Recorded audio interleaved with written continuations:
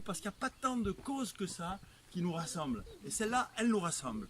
Donc vous avez le soutien de tous vos maires, des villes, de la ruralité, des gros, des petits, de droite, du gauche, même du centre. Donc vous avez tous les maires avec vous aujourd'hui. Et quelque part, ça va compter. Et les maires, et même en politique. Et en fait, les maires, ils m'ont mandaté pour porter 2 messages. Et Raymond les a déjà soulignés, mais je vais y revenir. Premier message, la politique de l'eau maintenant, elle exige des réserves en eau.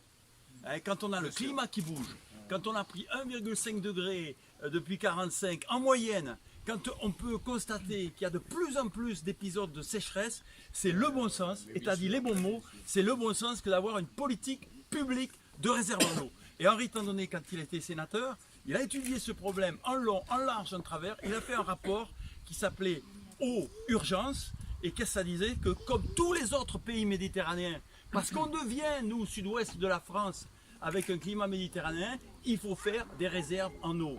Après, ils ne nous caricatureront pas. On sait que l'eau, il faut la gérer, on sait qu'il faut la partager, on sait qu'on est devant un bien commun et on n'a pas de leçon d'écologie et de bien commun à recevoir de ces gens-là. C'est le premier message.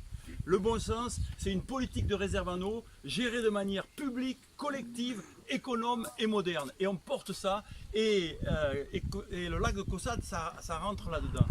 Le deuxième mandat que j'ai reçu, c'est de dire, moi je suis impressionné par le ruisseau du Tolzac, là, parce que, de Caussade, pardon, il faut quand même le trouver.